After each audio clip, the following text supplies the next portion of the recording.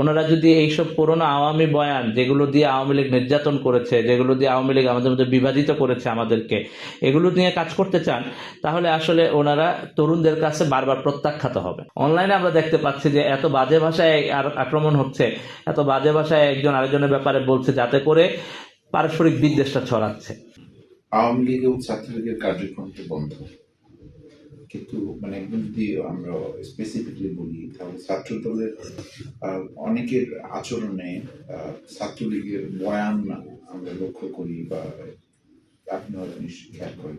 এই বিষয়টি কি উড়িয়ে দেবার মতো, নাকি এটা আসলে এটা দুঃখজনক যে আমরা দেখি যে পুরনো বয়ান অনেক নেতৃবৃন্দই দিচ্ছে। আমি মনে করি যে এটা অত্যন্ত দুঃখজনক। তারা বুঝতে পারছেন না যে এই জেনারেশন এগুলোকে পাত্তা দিচ্ছে না, এইসব বয়ানকে আর কিন্তু এই জেনারেশন রিজেক্ট করছে। তো স্বাভাবিকভাবেই ওনারা যদি এইসব পুরনো আওয়ামী বয়ান, যেগুলো দিয়ে আওয়ামী লীগ নির্যাতন করেছে, যেগুলো দিয়ে আওয়ামী লীগ আমাদের মধ্যে বিভাজিত করেছে আমাদেরকে, এগুলো নিয়ে কাজ করতে চান, তাহলে আসলে ওনারা তরুণদের কাছে বারবার প্রত্যাখ্যাত হবেন। তো এই ব্যাপারটা আমি মনে করি যে খুবই দুঃখজনক যে ওই পুরানা কার্ড খেলা হচ্ছে। তো এই পুরনো কার্ড না খেলে সামনের দিকে কিভাবে অগ্রসর হওয়া যায় সে ব্যাপারে চিন্তা করতে হবে, এবং সেটাই কিন্তু তরুণদের চাওয়া পাওয়া রাজনৈতিক দলগুলোর কাছে। জামাত, বিএনপি কিংবা ছাত্র দল এবং শিবিরের মধ্যে নানা রকম বিভিন্ন সময় এখন আমরা দেখি অনেকগুলো বক্তব্যে দ্বন্দ্ব ছড়ানোর উত্তাপ পাই। এটা কি উত্তাপটা শুধুই উত্তাপ, রাজনৈতিক উত্তাপ, নাকি আসলে ভেতরের থেকে কোনো ঘৃণা, ক্ষোভ, অন্য কিছু? আমি এখন মনে করতে চাই যে এইটা এই মুহূর্তে রাজনৈতিক উত্তাপ হিসেবেই দেখতে চাই। কারণ হলো যে একটা লম্বা সময় কিন্তু জোটবদ্ধভাবে বিএনপি এবং জামাত জোটবদ্ধভাবে আন্দোলন করেছে ফ্যাসিবাদের বিরুদ্ধে, একসাথে লড়েছে, এবং এই জুলাই আগস্ট গণ অভ্যুত্থানও একসাথে লড়েছে। গণ অভ্যুত্থান পরবর্তী সময়ে রাজনৈতিক দলগুলো যার যার জায়গায় চলে গেছে, সেখান থেকে রাজনৈতিক মতপার্থক্য, ভিন্নতা তৈরি হয়েছে। এখনও কিন্তু ঐক্যবদ্ধতা ভেঙে যায় নাই, এখনও দলগুলো একসাথে বসে আলাপ করে, নিজেদের মধ্যে আলাপ আলোচনা হয়।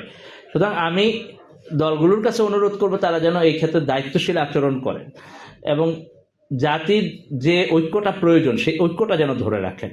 রাজনৈতিক মতভিন্নতা থাকবে, একজন আরেকজনকে রাজনৈতিক ভাষায় আক্রমণ করবেন, এটা ঠিক আছে, কিন্তু কিছু কিছু জায়গায় দুঃখজনক যে আমরা দেখছি যে রাজনৈতিক ভাষার বাইরে গিয়ে শিষ্টাচার বহির্ভূতভাবে আক্রমণ করা হচ্ছে, যেটা করলে পরে ঐক্য বিনষ্ট হতে পারে। কারণ এখন আমাদের গণ অভ্যুত্থান পরবর্তী সময়ে সবচেয়ে জরুরি প্রয়োজন হলো জাতীয় ঐক্য। জাতীয় ঐক্য যদি আমরা ধরে রাখতে পারি তাহলে জাতীয় উন্নতির দিকে অগ্রসর হতে পারবে, আমাদেরকে সামনে অগ্রসর হতে হবে।